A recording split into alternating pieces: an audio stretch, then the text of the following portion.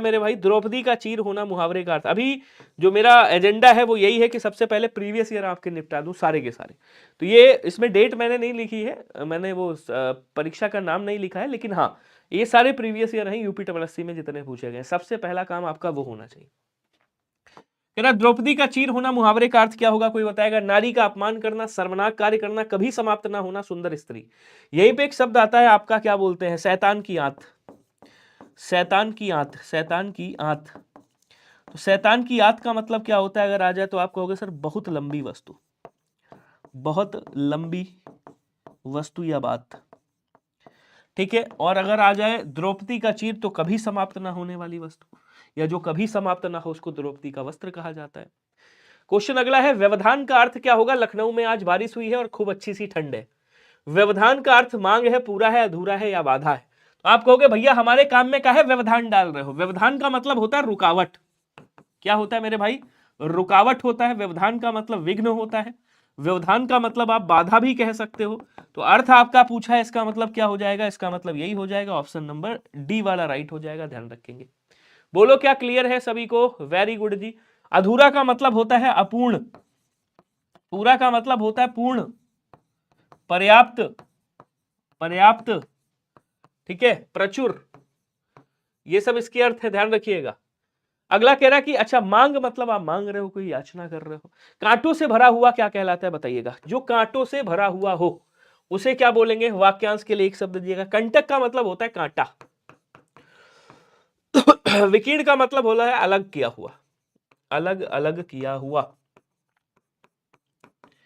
किया हुआ, या फैलाया हुआ या छितराया हुआ कह सकते हो।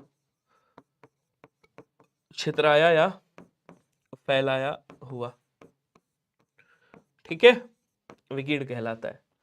मैला कुचैला। कंटका कीर्ण का मतलब क्या होता है मेरे भाई? कंटका कीर्ण मतलब कंटक से भरा हुआ, कांटों से भरा हुआ।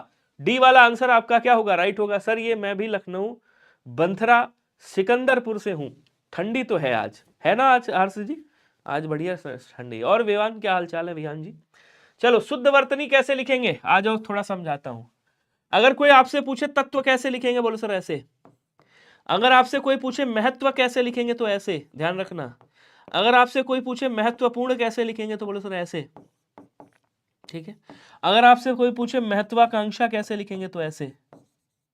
महत्वा, देखो महत्व था प्लस आकांक्षा था, आकांक्षा, ठीक है। जब दोनों को आपने मिलाया तो ये क्या हो जाएगा? ये हो जाएगा ऐसे करके महत्वाकांक्षा। क्या बोलेंगे? महत्वाकांक्षा। अब आपको ये देखना है कि भैया महत्वाकांक्षा कहां पे लिखा हुआ है, तो ता दो बनेंगे, ध्यान रखना। महत्वाकांक्षा, महत्वाकांक्षा ये होगा नहीं, यहां पे गलती है, ये भी यहां पे गलती है। महत्वाकांक्षा ये यहां पे गलती है। फिर सही कौन सा है? महत्वाकांक्षा आपका ऑप्शन नंबर सी क्या हो जाएगा मेरे दोस्त? राइट हो जाएगा। क्लियर?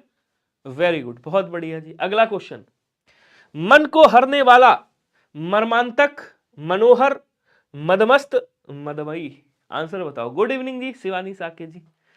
सभी लोग एक बार सेशन को बढ़िया से शेयर कीजिएगा, ठीक है। अगर मन करा तो, और नहीं मन करे तो बिल्कुल मत करिएगा। जल्दी जल्दी आंसर करेंगे सभी लोग। मर्मांतक का मतलब जानते हो क्या होता है? मर्मांतक का मतलब भी सेम ही होता है। क्या बोलते हैं, मन को क्या कहते हैं? मर्मांतक का मतलब होता है मन को आकर्षित करने वाला, मन को आकर्षित करने वाला।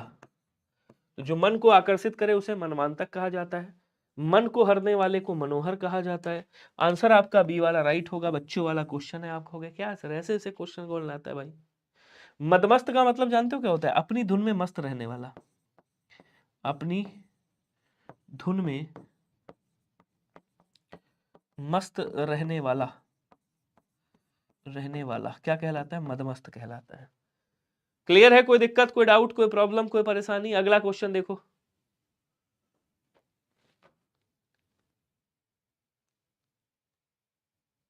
अच्छा चलिए, कूप मंडूक का मतलब क्या होता है? कूपमंडूक का मतलब क्या होता है? विवान जी कह रहे हैं सर मर्मांतक तो नहीं, बट देवांतक और नरांतक को जानता हूं, रावण के बेटे थे।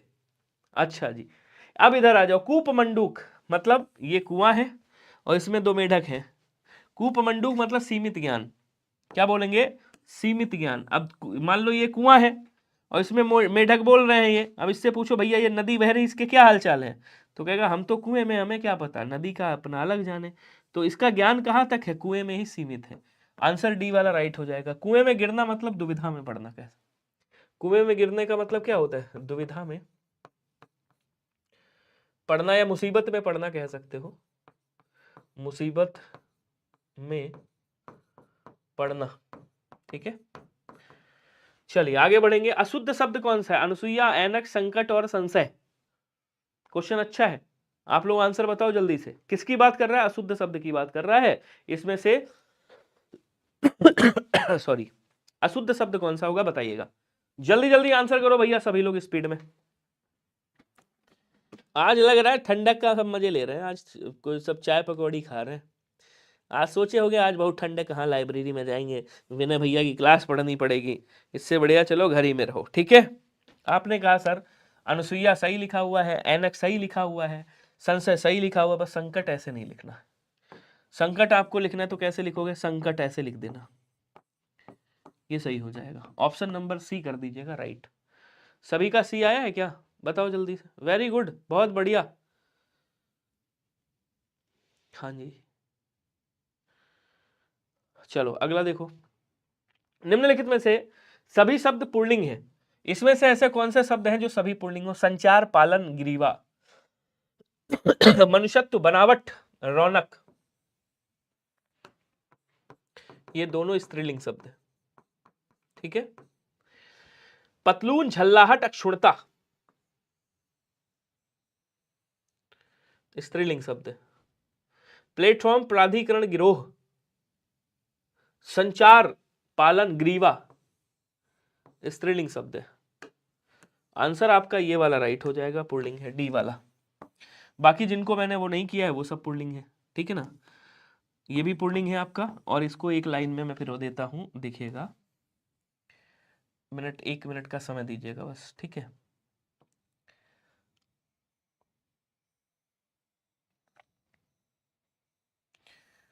ये सब आपके स्त्रीलिंग है। बन गया पहाड़? हाँ जी, आ जाओ। अगला कह रहा है कि हिंदी में मैं का बहुवचन क्या होगा? कोई बताएगा? मैं का बहुवचन क्या होता है? जल्दी से आंसर बताओ। हम दोनों, हम सब, हम लोग, या हम? इसमें देखिए कितने लोग गलत करते हैं। लेखपाल के लिए पेट में अगर 25 मार्क्स से ऊपर है, मतलब 20 से भी ऊपर, 25 तक है, भर देना। कितने नंबर है? नंबर बताना, वो मत बताना क्या कहते हैं आस्था जी, परसेंटाइल मत बताना। नंबर कितने हैं बताओ, नंबर कितने हैं ये बताओ। जल्दी जल्दी आंसर करो सभी लोग। बिल्कुल डी आंसर सभी का है, हम होगा। ये आसान आसान क्वेश्चन है, कर लोगे, कोई दिक्कत नहीं। अगला कह रहा है निम्न में से कौन सा शब्द तत्सम है? बताइएगा। बढ़िया क्वेश्चन है, तत्सम की बात कर रहा है। खीर है, घोड़ा है, सपत्नी है, सत्तू है। बताएंगे सभी लोग। 35 है, अरे भर देना, फॉर्म भर देना। 35 है अगर तो तुरंत भर देना। रेनू जी 26 है, भर देना। 25 रुपए का फॉर्म है, जैसे ही आए भर देना। ठीक है। सत्तू का क्या हो जाएगा? बोलो सर, सत्तू का सख्त होता है। सत्तू का सख्त होता है। घोड़ा का तत्सम घोटक होता है, आपको खूब अच्छे से मालूम होगा।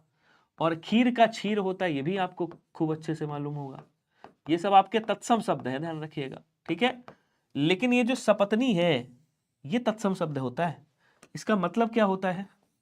तो गाना सुना है दिल मत देना सौतन को? सपत्नी सौतन को कहा जाता है। सौतन, सौत बोलते हैं जिसको। सौतन का मतलब सौत, सपत्नी मतलब सौत, या सौतन ही कर देता हूं मैं, समझ में आएगा अच्छे से। क्लियर सभी को? अगला क्वेश्चन आ जाओ। यथाशक्ति का विग्रह। अब ये सब हलवे क्वेश्चन हो जाते हैं। अच्छा, विग्रह पूछ रहे हैं, बढ़िया क्वेश्चन है। बताओ जी, अव्ययी भाव समास है आपका, कैसे पहचाना? क्योंकि यहां यथा अव्यय लगा हुआ है। अब यथा शक्ति मतलब यथा जो शक्ति, शक्ति के अनुसार, जैसी शक्ति, जितनी शक्ति। बिल्कुल सही। क्या बोलेंगे? शक्ति के अनुसार। आंसर हो जाएगा आपका ऑप्शन नंबर बी वाला, ध्यान रखिएगा। अगला क्वेश्चन देखो, अतिका भला न बरसना, अतिकी भली न धूप, और अतिका भला न बोलना, अतिकी भली न चूप।